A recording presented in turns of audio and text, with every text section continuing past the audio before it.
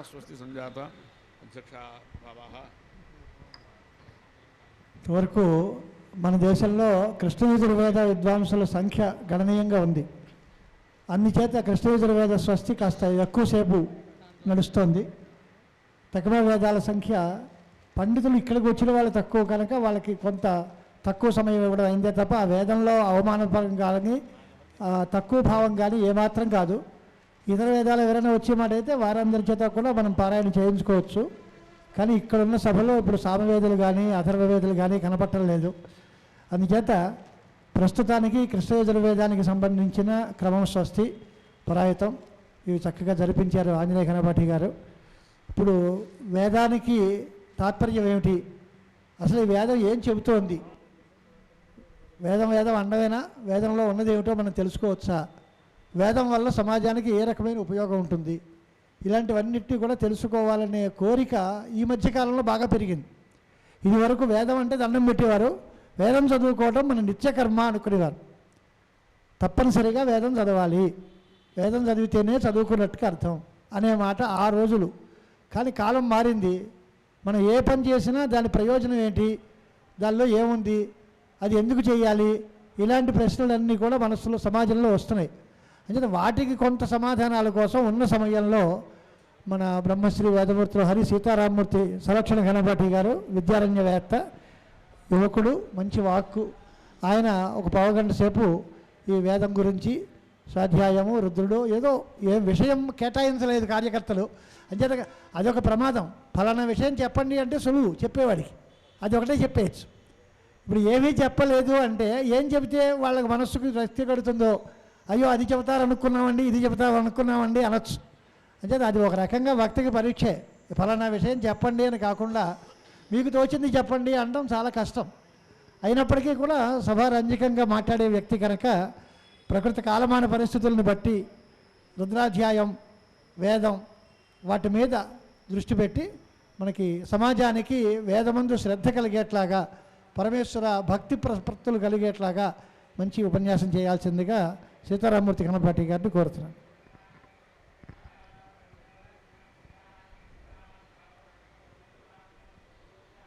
ఆశాసురాశీ భవదంగవల్లీ భాసైవ దాసీకృత దుగ్ధ సింధుం మందస్మితైర్నిందిత శారదేందుం వందే రవిందాసన సుందరిత్వాం అని వాగ్దేవత అయినటువంటి ఆ శారదా అమ్మవారిని నమస్కరించుకొని మనం ఇంతవరకు ఈ రోజున ఇక్కడ వేదవాక్కుని మనం విని ఉన్నాం. ఇది అనాది సిద్ధమైనటువంటి వేదవాక్కుగా మనకి వేదాల్లో కనిపిస్తోంది. మొట్టమొదట సృష్టి ప్రారంభంలో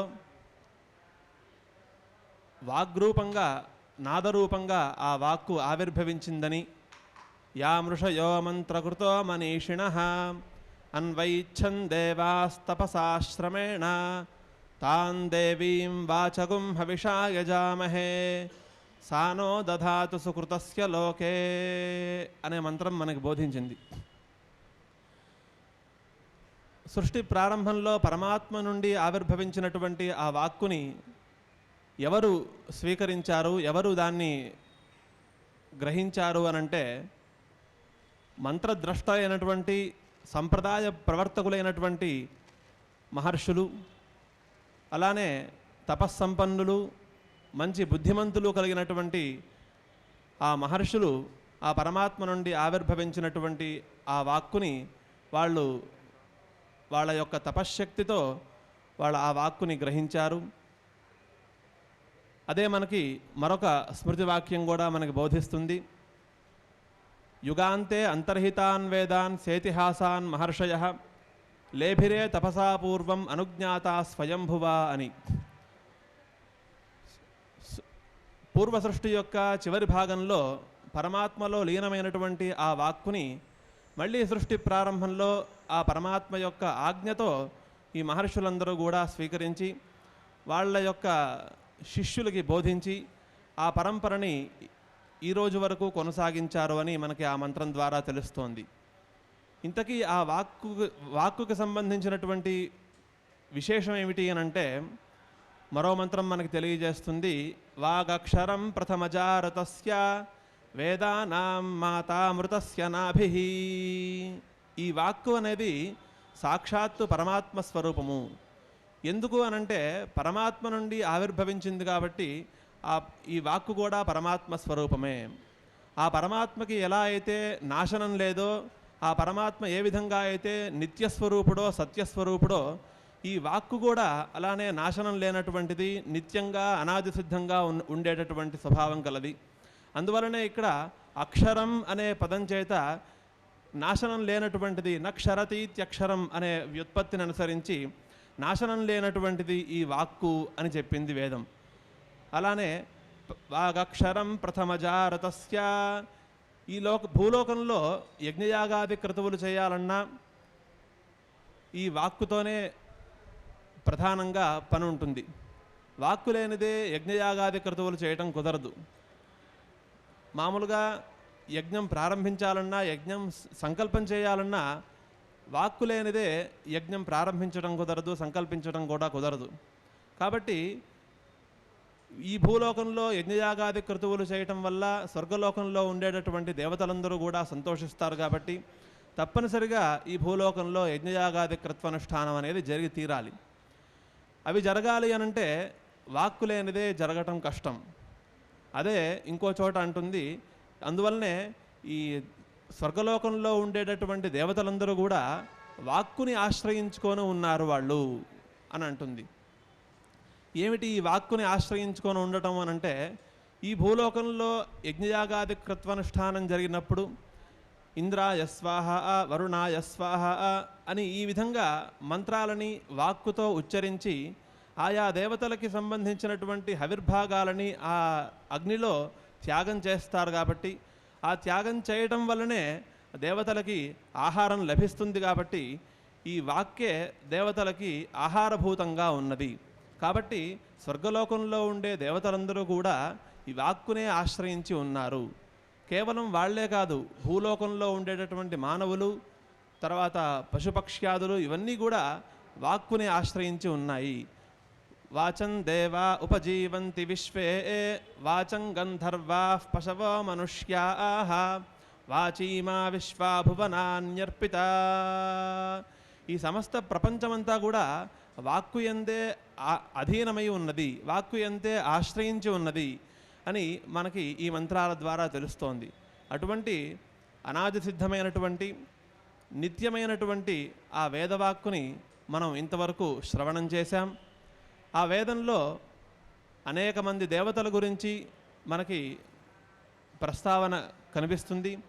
అలానే అనేక యజ్ఞయాగాది క్రతువుల గురించి, ఆ యజ్ఞయాగాది క్రత్వానుష్ఠానం ఏ విధంగా చేయాలి, క్రత్వానుష్ఠానం చేయటం వల్ల లోకానికి ఏ విధమైనటువంటి శ్రేయస్సు కలుగుతుంది అనే విషయాలు కూడా మనకి ఆ వేదాల్లో కనిపిస్తుంది. ప్రకృతంలో మనం కార్తీక మాసంలో ఉన్నాం కాబట్టి, ఈ కార్తీక మాసం అంటే ఈశ్వరుడికి చాలా ప్రీతికరమైనది. కాబట్టి ఆ ఈశ్వరుడికి సంబంధించినటువంటి కొన్ని విషయాలు వేదం చెప్పిన విధంగా మనం తెలుసుకునే ప్రయత్నం చేద్దాం. వేదంలో అనేక మంది దేవతల గురించి ప్రస్తావన కనిపిస్తున్నప్పటికీ ఈశ్వరుడి గురించి చాలా విస్తృతమైనటువంటి భాగం మనకి కనిపిస్తుంది. దానినే రుద్రాధ్యాయం అని అంటారు. మనం ఎప్పుడైనా కూడా ఈశ్వరుడికి అభిషేకం చేసేటప్పుడు, అలానే ఈశ్వరుడికి సంబంధించినటువంటి యజ్ఞయాగాది క్రతువులు చేసేటప్పుడు కూడా ఆ రుద్రాధ్యాయాన్ని మనం పఠించి అభిషేకాదులు ఇవన్నీ కూడా మనం చేస్తూ ఉంటాం. చేస్తున్నప్పుడు ఆ మంత్రాలన్నీ కూడా మనం వింటూ ఉంటాం. ఆ మంత్రాలలో ఆ పరమేశ్వరుణ్ణి వేదం ఏ విధంగా స్తోత్రం చేసింది అనంటే, ఈ సమస్త ప్రపంచమంతా కూడా ఆ పరమేశ్వరుడు వ్యాపించి ఉన్నాడు, ఈ జగత్తంతా వ్యాపించి ఉన్నాడు, ఆయన సర్వాంతర్యామిగా మనకి ఆ రుద్రాధ్యాయం మనకి బోధించింది. అసౌయస్తామ్రో అరుణ ఉత బభ్రస్సు మంగళః. ఆ రుద్రాధ్యాయమే ఈశ్వరుడికి సంబంధించిన విశేషాలను బోధిస్తూ, ఆయన సర్వమంగళ స్వరూపుడు. ఆయన్ని గనక మనం స్మరించినట్లయితే మనకు కలిగినటువంటి అమంగళాలన్నీ కూడా దూరమైపోతాయి, సమస్త మంగళాలన్నీ కూడా దరికి చేరుతాయి అని చెప్తూ, ఆ ఈశ్వరుడు ప్రపంచంలో ఉన్నటువంటి సమస్త ప్రాణి వర్గాన్ని అనుగ్రహించటం కోసం ప్రతినిత్యము ఆకాశంలో ఆదిత్య స్వరూపుడే ప్రకాశిస్తూ ఉన్నాడు. వాళ్ళందరికీ కూడా దర్శన భాగ్యం కలిగించడం కోసం ఆ విధంగా ఆ రూపాన్ని స్వీకరించి అందరినీ కూడా అనుగ్రహిస్తున్నాడు అని మనకు చెప్పింది. అలానే ఆ ఈశ్వరుని యొక్క ఘోరమైనటువంటి శరీరాన్ని ఆ మంత్రాల ద్వారా శాంతపరచి మంగళకరమైనటువంటి శరీరం ఏదైతే ఉన్నదో ఆ మంగళకరమైనటువంటి శరీరాన్ని స్తోత్రం చేసి ఆ పరమేశ్వరుని నుండి నాకు ఈ విధమైనటువంటి కోరికలన్నీ కూడా నాకు కావాలి అని ప్రార్థించే విధానం కూడా మనకి ఈ రుద్రాధ్యాయంలో ఉత్తర భాగంలో మనకు కనిపిస్తుంది. అందులో మొట్టమొదటి మంత్రం ద్రాపే అంధసస్పతే దరిద్రన్నీలలోహిత ఏషాం పురుషాణామేషాం పశూనాం మాభేర్మా రోమో ఏషాం కించనామమత్ అని ప్రార్థిస్తారు. పరమేశ్వరుణ్ణి అనేక శబ్దాలతో సంబోధన చేసి, ఓ పరమేశ్వర, నాకు సంబంధించినటువంటి ప్రజా సంపద అంటే బంధుమిత్రాదులు, అలానే నాకు సంబంధించినటువంటి పశు సంపద, ఇవన్నీ కూడా ఎప్పుడూ కూడా అభయంగా ఉండాలి. ఎటువంటి భయాన్ని పొందకూడదు, దేని వలన కూడా భయాన్ని పొందకూడదు. అంతేకాకుండా మారహ, నాకు సంబంధించినటువంటి ప్రజా సంపద, పశు సంపద, బంధుమిత్రాదులు వీళ్ళందరిలో ఎవరు కూడా నశించకూడదు అనే ప్రార్థన. నశించకూడదు అని అన్నప్పుడు చాలా కాలము నాతో పాటు కలిసి ఉండాలి అనే అర్థం మనకి బోధపడుతోంది. ఆ కలిసి ఉండటం కూడా ఆరోగ్యంగా సుఖంగా ఉండాలి అనే ఉద్దేశంతో మా భేర్మా రోమో ఏషాం కించనామమత్, ఎటువంటి రోగములు ఎటువంటి వ్యాధులు లేకుండా ఆరోగ్యంగా ఉండాలి అనే ప్రార్థన ఈ మంత్రంలో కనిపిస్తోంది. ఇక ఆ పరమేశ్వరుడికి సంబంధించిన ఆ సంబోధనలు మనం పరిశీలించినప్పుడు ద్రాపే అంధసస్పతే దరిద్రన్నీలలోహిత, మొట్టమొదటగా ద్రాపే అనే శబ్దం వినిపిస్తోంది. పరమేశ్వరుడికి ఆ శబ్దము ఏ విధంగా సరిపోతుంది అనంటే, లోకంలో ఎవరైతే అధర్మాచరణ చేస్తున్నారో, ఎవరైతే అధర్మబద్ధంగా జీవిస్తూ పాపాన్ని ఆచరిస్తూ ఉన్నారో, ధర్మాన్ని పరిత్యజించి పాపాచరణ చేస్తున్నారో వాళ్ళని శిక్షించే స్వభావం కలవాడు కాబట్టి ఆ పరమేశ్వరుడికి ద్రాపిహి అనే పేరు. ఆ తర్వాత అంధసస్పతే అని మరొక మాట కనిపిస్తోంది. ఆ పరమేశ్వరుడు అన్నానికి ప్రభువుట. ఎవరైతే పరమేశ్వరుణ్ణి ఆరాధిస్తూ ఉంటారో, పరమేశ్వరుణ్ణి పూజిస్తూ ఉంటారో, అంతేకాకుండా పరమేశ్వరుడు స్థాపించినటువంటి ధర్మాన్ని బాగా విశ్వసించి ధర్మ మార్గంలో ఎవరైతే నడుస్తూ ఉంటారో వాళ్ళందరికీ కూడా అన్నాన్ని అనుగ్రహిస్తూ ఉంటాడట. అంటే ఆ పరమేశ్వరుణ్ణి ఆరాధించినట్లయితే మనకి అన్న సమృద్ధి బాగా ఉంటుంది, అన్న లోటు అనేది ఉండదు అనేది మనకి ఈ శబ్దం ద్వారా తెలుస్తోంది. అలానే దరిద్రన్నీలలోహిత, దరిద్రత అనే శబ్దం చేత ఏమీ లేనివాడు అనే అర్థం మనకి సామాన్యంగా తెలుస్తోంది. కానీ ఇక్కడ పరమేశ్వరుడి విషయంలో ఏమీ లేనివాడు అని చెప్పడం కన్నా ఏమీ అంటనివాడు అని చెప్పడం చాలా అది ఉచితంగా కనిపిస్తోంది. ఎందుకు అనంటే, మామూలుగా కర్మ ఎవరైతే చేస్తూ ఉంటారో ఆ కర్మ వల్ల లభించేటటువంటి ఫలం కూడా ఆ జీవే అనుభవిస్తూ ఉంటాడని మనకి శాస్త్రం చెప్తుంది. అలా ఈ కర్తృత్వము భోక్తృత్వము అనేది ఆ పరమేశ్వరుడికి ఉండవు.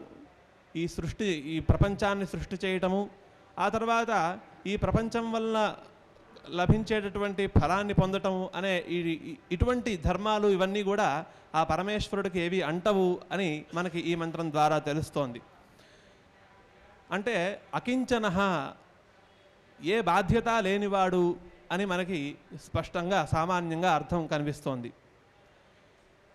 సంస్కృత కావ్యాలలో మహాకవి కాళిదాసు రచించినటువంటి కుమార సంభవ కావ్యంలో కాళిదాసు ఒక మాట అంటారు. అకించన సన్ ప్రభవస్స సంపదాం త్రిలోకనాథ పితృసద్మగోచర సభీమరూప శివ ఇత్యుదీర్యతే నసంతి యాథార్థ్య విదః పినాకినః అని. పార్వతీదేవి పరమేశ్వరుణ్ణి భర్తగా పొందటం కోసం తపస్సు చేస్తుంది. ఘోరమైనటువంటి తపస్సు చేస్తుంది. ఆ తపస్సుని పరీక్షించటం కోసం పరమేశ్వరుడు బ్రహ్మచారి వేషాన్ని ధరించి ఆ పార్వతి యొక్క తపస్సుని పరీక్షించడానికి వస్తాడు. అప్పుడు ఆ బ్రహ్మచారి వేషంలో ఉన్నటువంటి ఆ పరమేశ్వరుడు, ఓ పార్వతీదేవి, ఎందుకమ్మా నువ్వు పరమేశ్వరుణ్ణి భర్తగా పొందటం కోసం నీ ఇంత కష్టపడుతున్నావు, నువ్వు ఇంకా లోకంలో ఎవరూ లేరా అని ఈ విధంగా మాట్లాడుతూ, ఆ పరమేశ్వరుడి దగ్గర ఏముందమ్మా, ఆయన అకించనుడు, ఆయన దగ్గర ఏమీ లేదు. అలానే ఆయన ఎప్పుడూ కూడా శ్మశానంలో సంచరిస్తూ ఉంటాడు. ఆయన యొక్క స్వరూపం చూస్తే చాలా భయంకరంగా ఉంటుంది. అటువంటి వాడిని భర్తగా పొందటం ఏమిటి, దానికోసం ఇంత కష్టపడి తపస్సు చేయటం ఏమిటి అని అంటాడు. అప్పుడు ఆ పార్వతీదేవి ఆ బ్రహ్మచారి వేషంలో ఉన్నటువంటి ఆ పరమేశ్వరుని యొక్క మాటలకి సమాధానం చెప్తూ, అకించన సన్ ప్రభవస్స సంపదాం, ఆయన దగ్గర ఏమీ లేకపోయినా కూడా సంపదాం ప్రభవ, సకల ఐశ్వర్యములకు ఆయనే ప్రభువు ఆయన అని సమాధానం చెప్తుంది. అకించన సన్ ప్రభవస్స సంపదాం త్రిలోకనాథ పితు సద్మగోచర. శ్మశానంలో సంచరిస్తూ ఉంటాడన్నావే, శ్మశానంలో సంచరిస్తున్నప్పటికీ ఆయన ముల్లోకాలకి ప్రభువు ఆయన. మరి ఆయన యొక్క స్వరూపం భయంకరంగా ఉంటుంది అన్నారే, సభీమరూప శివ ఇత్యుదీర్యతే, ఆయన యొక్క స్వరూపం భయంకరంగా ఉన్నప్పటికీ శివ అని పిలువబడుతూ ఉంటాడు ఆయన. అంటే ఆయన మంగళ స్వరూపుడు, సమస్త మంగళాలను అనుగ్రహించేవాడుగా పిలువబడుతూ ఉంటాడు. అటువంటి ఆ పరమశివుడి గురించి ఎవరికి తెలుసు, నసంతి యాథార్థ్య విదః పినాకినః అని అంటాడు. ఈ లోకంలో పరమేశ్వరుడు యొక్క తత్వం, పరమేశ్వరుడు యొక్క స్వరూపాన్ని తెలిసిన వాళ్ళు ఎవరు ఉండరు అని ఆ మహాకవి కాళిదాసు ఒక సందర్భంలో ఆ మాట అంటారు. కాబట్టి ఇక్కడ దరిద్రతో అనే శబ్దం చేత అకించన, ఏమీ అంటనివాడు అనే అర్థం మనకి బోధపడుతోంది. అలానే తర్వాత నీలలోహిత, ఆయన పరమేశ్వరుడు హాలాహల విషాన్ని స్వీకరించినప్పుడు తన కంఠంలోనే ఆ హాలాహల విషాన్ని ఉంచుకున్నాడు. ఆయన హాలాహల విషాన్ని స్వీకరించటం అనేది ఎంతో గొప్ప పని. అది ఎవరి వల్ల సాధ్యం కాదు, శ్రీ మహావిష్ణువు వల్ల కాదు, ఎవరి వల్ల కాదు. ఆ సమయంలో దేవతలందరూ కూడా ఆ పరమేశ్వరుణ్ణి ప్రార్థించినప్పుడు ఆయన ఎంతో కరుణతో అందరినీ ఉద్ధరించాలి, అందరినీ రక్షించాలి అనే స్వభావంతో ఆర్తత్రాణ పరాయణుడై ఆ విషాన్ని స్వీకరించి ఈ సమస్త భూమండలాన్ని, సమస్త ప్రపంచాన్ని రక్షించాడు ఆయన. కాబట్టి ఆయనకి నీలలోహిత అనే పేరు వచ్చింది. అంటే కంఠం మాత్రం నీలంగా ఉంటుంది, మిగతా శరీరం అంతా కూడా లోహిత వర్ణంతో ఎర్రగా ఉంటుంది. కాబట్టి ఆయనకి నీలలోహిత అనే సంబోధన చేసి ఈ విధంగా పరమేశ్వరుణ్ణి ప్రార్థించి నాకు సంబంధించినటువంటి వాళ్ళందరూ కూడా సంతోషంగా సుఖంగా ఉండాలి, ఎవరు దేని వలన కూడా భయం పొందకూడదు, ఎవరు భయపడకూడదు, ఎవరు నశించకూడదు, ఆరోగ్యంగా ఉండాలి అని ఆ మంత్రం ద్వారా ప్రార్థన కనిపిస్తోంది. మరో మంత్రంలో మనం చూసినట్లయితే పరమేశ్వరుణ్ణి నేను ఎల్లప్పుడూ కూడా ధ్యానిస్తూ ఉంటాను, పూజిస్తూ ఉంటాను, అటువంటి బుద్ధిని నేను నిరంతరంగా నిశ్చయంగా ధరించి ఉంటాను అనే భావన మనకి మరో మంత్రంలో కనిపిస్తోంది. ఇమాగుం రుద్రాయ తవసేక పర్దినే క్షగద్వీరాయ ప్రభరామహే మతిం యథా నశ్యమసద్విపదే చతుష్పదే విశ్వం పుష్టం గ్రామే అస్మిన్ననాతురం. పరమేశ్వరుణ్ణి ఆరాధన చేయటం వల్ల, పరమేశ్వరుణ్ణి పూజించటం వల్ల ఎటువంటి ఫలితం లభిస్తుంది అనంటే యథా నశ్యమసద్విపదే చతుష్పదే. పరమేశ్వరుడికి శంభు అనే పేరుంది. అంటే శం అంటే సుఖము, శం అస్మాద్భవతీతి శంభు, సుఖం అనేది ఆయన నుండే ఉద్భవిస్తుంది కాబట్టి ఆయనకి శంభు అనే పేరు వచ్చింది. కాబట్టి ఆయన్ని కనుక మనం ఆరాధించినట్లయితే మనకు సంబంధించినటువంటి మనుష్యులు, బంధుమిత్రాదులు వీళ్ళందరూ కూడా సుఖంగా ఉంటారు. అలానే చతుష్పాద్ పశువులు, గోవులు, వృషభములు ఇవన్నీ కూడా సుఖంగా ఉంటాయి. కేవలం ఇవి మాత్రమే కాకుండా విశ్వం పుష్టం గ్రామే అస్మిన్ననాతురం, ఈ మంత్రాలని అధ్యయనం చేసేటటువంటి వ్యక్తి, అలానే ఈశ్వరుణ్ణి ధ్యానం చేసేటటువంటి వ్యక్తి ఏ ప్రదేశంలో ఏ గ్రామంలో అయితే ఉంటాడో ఆ గ్రామంలో ఉండేటటువంటి ప్రజలందరికీ కూడా సుఖం కలుగుతుంది, ఆ దేశానికి క్షేమం కలుగుతుంది. విశ్వం పుష్టం గ్రామే అస్మిన్ననాతురం.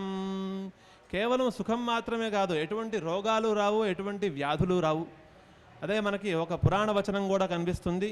రుద్రాధ్యాయీ వసేద్యత్ర గ్రామే వా నగరేపి వా నతత్ర క్షుత్పిపాసాద్యాః దుర్భిక్ష వ్యాధయోపి చ. రుద్రాధ్యాయాన్ని ప్రతినిత్యము పఠించేటటువంటి వ్యక్తి ఏ గ్రామంలో అయితే నివసిస్తూ ఉంటాడో ఆ గ్రామంలో ఆకలి దప్పికలు ఉండవు, ఆ గ్రామంలో వ్యాధులు ఉండవు, రోగాలు ఉండవు అని మనకి ఆ పురాణ వచనం చెప్పింది. కాబట్టి ఆ ఈశ్వరుణ్ణి ప్రతినిత్యము మేము ధ్యానిస్తూ ఉంటాము, పూజిస్తూ ఉంటాము అనే బుద్ధిని మనం నిశ్చయంగా ఉంచుకోవాలి. ఏదో ఒకరోజు ఈశ్వరుణ్ణి ధ్యానం చేయటం, ఒక వారం రోజులు ఈశ్వరుడి గురించి ఆ స్తోత్రాలన్నీ కూడా పఠించడం, ఆ తర్వాత కొంతకాలం వదిలేయటం, ఇట్లా కాకుండా ప్రతినిత్యం మనకి అది ఉండాలి. భగవంతుడు కూడా భగవద్గీతలో అనన్యాశ్చింతయంతో మాం ఏ జనా పర్యుపాసతే అని అన్నారు. అనన్య భక్తితో ఉండాలి. ఎప్పుడూ కూడా వేరే చింతన లేకుండా ఆ భగవద్ధ్యానంతోనే ఉన్నవాడిని నేను ఎప్పుడూ కూడా రక్షిస్తూ ఉంటానని ఆ భగవద్గీతలో స్వయంగా పరమాత్మే చెప్పి ఉన్నారు. కాబట్టి ఇక్కడ మనం ప్రతినిత్యము ఈశ్వరుణ్ణి ధ్యానం చేస్తూ ఉంటాము, ఈశ్వరుణ్ణి ధ్యానం చేయాలి, ఈశ్వరుణ్ణి పూజించాలి అనేటటువంటి స్థిరమైన బుద్ధిని మనం ఏర్పరచుకోవాలి. ఎందుకోసం అనంటే ఆయన గురించి కొన్ని విశేషణాలు వేసి ఆయన యొక్క గొప్పతనాన్ని మనకి ఆ వేదం బోధిస్తోంది. ఇమాగుం రుద్రాయ అని చెప్పింది. ఈశ్వరుడికి రుద్ర అనే నామధేయం ఉన్నది. రుద్ర అంటే ఋతం దుఃఖం ద్రావగతీతి రుద్ర. దుఃఖాన్ని ఆయన దూరం చేస్తాడు కాబట్టి ఆయనకి రుద్ర అనే పేరు వచ్చింది. ఈ రుద్ర శబ్దానికే మరొక చోట విద్యారణ్య స్వామి వారు రాస్తూ యో దేవానాం ప్రథమం పురస్తాద్విశ్వాధియో రుద్రో మహర్షి అనే మంత్రం దగ్గర రుద్ర శబ్దానికి రాస్తూ రుత్ అంటే వైదికమైనటువంటి శబ్దము, ఆ శబ్దం చేత ప్రతిపాద్యుడు కాబట్టి ఆ పరమేశ్వరుడికి రుద్ర అనే నామధేయం వచ్చింది అని రాస్తారు. కాబట్టి అటువంటి వేద ప్రతిపాద్యుడు కాబట్టి ఆ పరమేశ్వరుడు, అలానే సమస్త మానవుల యొక్క దుఃఖాన్ని దూరం చేస్తాడు కాబట్టి ఆ పరమేశ్వరుణ్ణి మనం ప్రతినిత్యము పూజించాలి, ధ్యానించాలి. మరొక విశేషణం ఏమిటి అనంటే ఇమాగుం రుద్రాయ తవసే. తవసే అంటే మంచి బలం కలవాడు అనే అర్థము. ఇక్కడ ఈ తవసే అనే పదాన్ని తపసే అనే పదంగా మార్చుకోండి అని అభినవ శంకరులు భాష్యంలో చెప్తారు. ఎందుకు అంటే ఆ పరమేశ్వరుడు తపశ్శక్తి సంపన్నుడు. ఆయన ఆ తపస్సు ఎటువంటి తపస్సు అనంటే యస్య జ్ఞానమయం తపః అని మనకి ఉపనిషత్తులు చెప్పిన విధంగా ఆయన జ్ఞానస్వరూపమైనటువంటి తపస్సు కలవాడు ఆయన.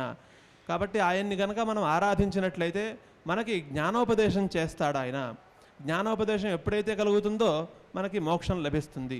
కాబట్టి ఆ ఈశ్వరుణ్ణి ఆ జ్ఞానాన్ని బోధించమని ప్రతినిత్యము మనం వేడుకుంటూ ఉండాలి. అలానే ఇమాగుం రుద్రాయ తవసే కపర్దినే. కపర్దినే అని మరొక మాట కనిపిస్తోంది. ఈశ్వరుని యొక్క జటాజూటానికి కపర్దహ అని పేరు. కపర్దోస్య జటాజూట అని. ఈ జటాజూటము ఎవరు కట్టుకొని ఉంటారు అనంటే అరణ్యాల్లో తపస్సు చేసేటటువంటి మహర్షులు ఈ జటాజూటాన్ని జడలు కట్టుకొని వాళ్ళు చాలా కాలం కొన్ని వేల సంవత్సరాలు తపస్సు చేస్తూ ఉంటారు. కాబట్టి ఈ జడలు కట్టుకోవటం అనేది తపస్సుకి ఒక లక్షణంగా కనిపిస్తోంది. దానివల్ల ఈయన మంచి తపశ్శక్తి సంపన్నుడు అనే విషయం కూడా మనకు అర్థమవుతోంది. మరొక అర్థం ఏమిటి అనంటే ఆయన జటాజూటంలో గంగని బంధించి ఉన్నాడు ఆయన. ఈ గంగని బంధించడం అనేది చాలా కష్టసాధ్యమైన పని.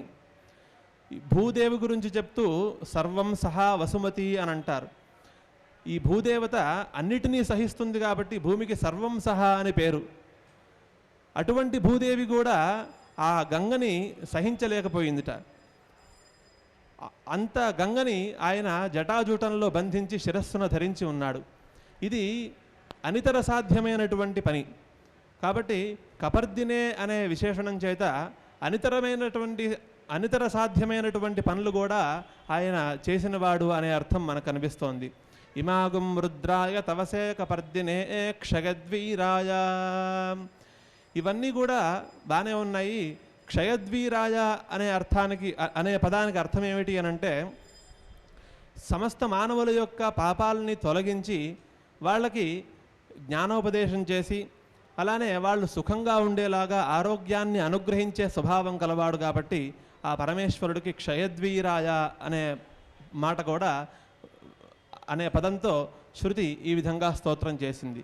కాబట్టి అటువంటి మంచి తపశ్శక్తి సంపన్నుడు, మంచి జ్ఞానాన్ని బోధించేటటువంటి స్వభావం కలవాడు ఆ పరమేశ్వరుణ్ణి ప్రతినిత్యము మనం ఆరాధించాలి అనేటటువంటి బుద్ధిని మనం నిరంతరము మన బుద్ధిలో మనం స్మరిస్తూ ఉండాలి.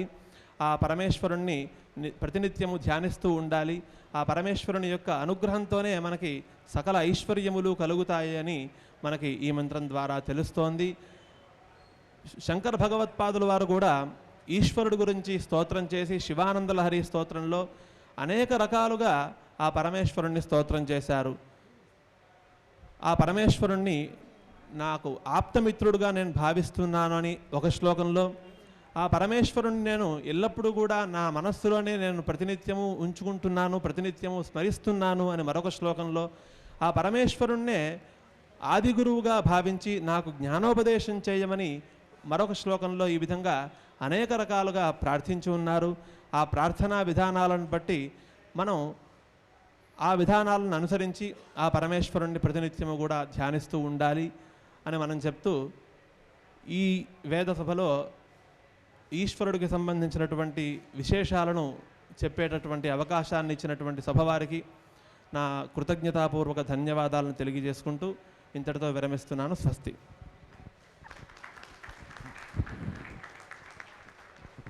చాలా సందర్భోచితంగా అవసరమైన విషయాలు చెప్పారు. ఎప్పుడో వచ్చి ఏదో రకంగా చెప్పడం కాకుండా ఇవాళ మనం చేసుకునే పని ఏమిటి, దీనికి ఏ రకమైన మాటలు చెబితే సందర్భానికి ఉచితంగా ఉంటుంది, ప్రజలందరికీ కూడా మేలు జరుగుతుంది అనేటువంటి ఆలోచన చేసి మనం అడక్కపోయినా రుద్రాధ్యాయ ప్రశంస, పరమశివుడి యొక్క వైభవం, ఈ దీనిలో వచ్చేటువంటి లాభాలు, వేదం వాగ్వైభవం, వీటినన్నింటినీ కూడా చెప్పినటువంటి సీతారామమూర్తి ఘనపాఠి గారికి ఈ సభపక్షాన హృదయపూర్వకంగా అభినందనం, ఆశీస్సులు అందజేస్తున్నాను. రెండవ కోణం, ఆదిశంకరాచార్య స్వామివారిగా అవతరించిన వారు కైలాసవాసి పరమశివుడే శంకరాచార్యుల వారిగా వచ్చారు. పరమశివుడు యొక్క అనుగ్రహం కోసం మనందరం పరితపించాలి, నిరంతరం వారినే ధ్యానం చేయాలి, వారినే పూజించాలి అనేటువంటి విషయం మనం మాట్లాడుకున్నాం. రెండో భాగంలో పరమశివుడు మనకి ఉపదేశం చేసింది ఏముంది అని అంటే, మనకు కనిపించేది వేదవాంగ్మయం తప్ప మనకేం కనపడదు. ఆ వేదవాంగ్మయం మనకి అర్థమయ్యే పరిస్థితి అందరికీ లేదు. కనుక అందరికీ అర్థమయ్యేట్లాగా శివ హృదయాన్ని మనకి అందజేసినటువంటి వారు ఆచార్య శంకర భగవత్ పూజ్యపాదాచార్యుల వారు, జగద్గురువులు. వారిని గురించి శంకర హృదయం అనేటువంటి పేరుతోటి శంకరాచార్య స్వామి వారు ఈ లోకానికి చేసిన ఉపకారం, వారు అనేక స్థాయిల్లో అనేక మంది అధికారుల కోసం అనేక రకాలైన గ్రంథాలు రాశారు.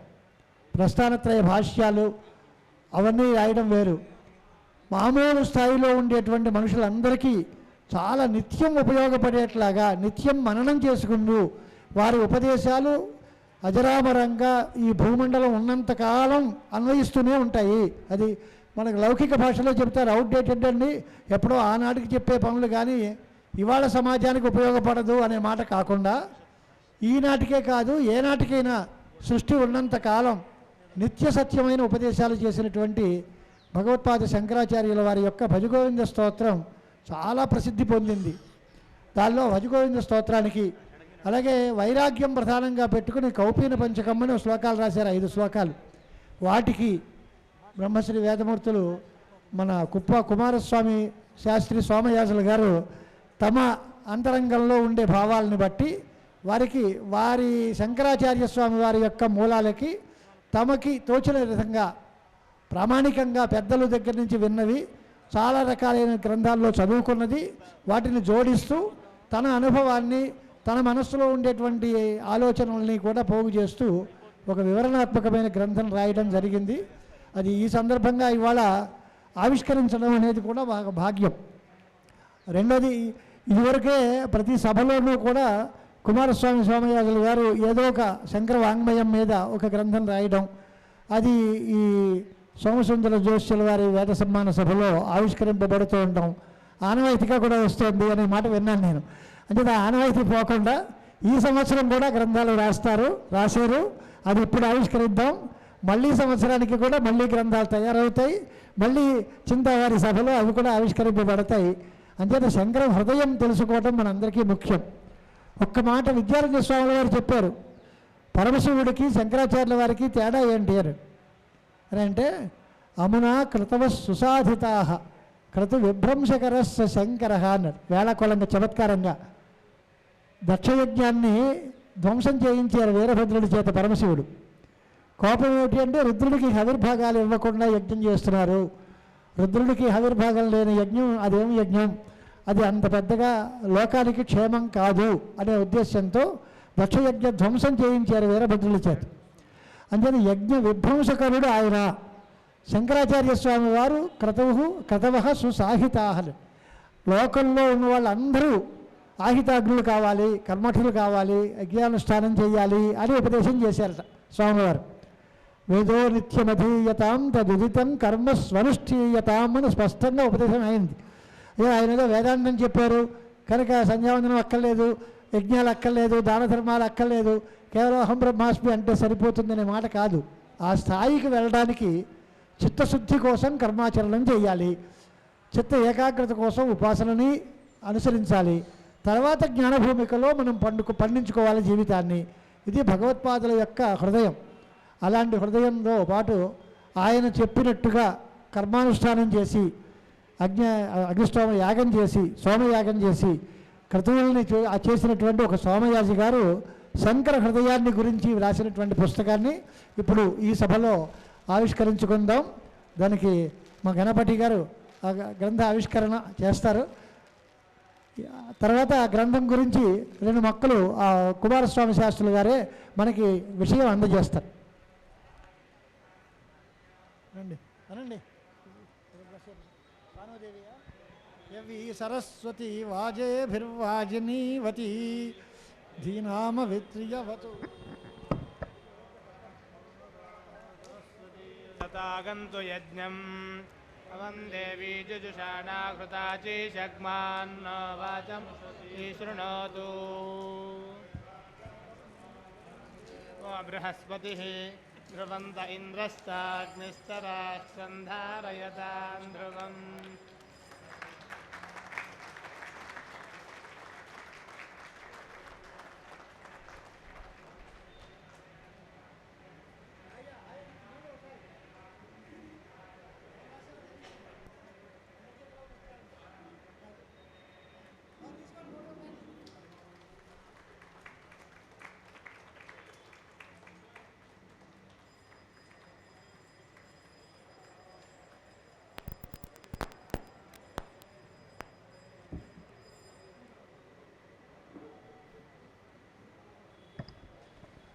ఈ శంకర హృదయం దీని మీద మొదటి భాగము అని మాత్రం ఉంది. కౌపీన పంచకం, అనాత్మశ్రీ విగ్రహణం, భజగోవింద స్తోత్రాలు అని 3 ప్రకరణాలకి 3 స్తోత్రకు సంబంధించినటువంటి వివరణ ఈ పుస్తకంలో వచ్చింది. దీన్ని అంతటినీ ఇప్పుడు మనకి సభలో దాని ఆశయాన్ని అంతటినీ వివరించడానికి తగినంత సమయం లేదు కనుక అతి సంక్షిప్త సుందరంగా కుమారస్వామి శాస్త్రి గారు ఒక 5 నిమిషాలు 10 నిమిషాలు మించకుండా దీని గురించి మనకి పరిచయం చేయాల్సిందిగా